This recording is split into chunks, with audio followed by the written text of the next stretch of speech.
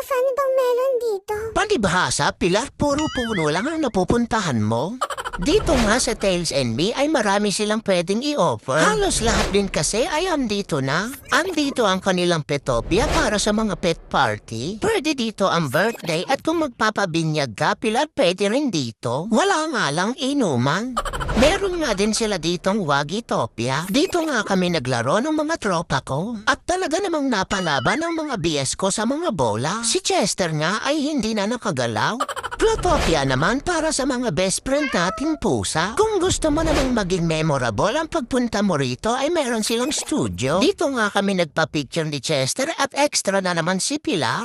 Aba, at malinaw nga ang pag-picture sa amin dito. Sana blurred na lang si Pilar. Magpapapogi nga din sana ako dito sa kanilang grooming kaya lang pogi na ako. Marami ka nga din pwedeng mabili basta tingin-tingin ka lang dyan. Dito ko nga rin nabili yung laruan ko dati. Kinuha ko na nga to agad at baka mabili pa ng iba.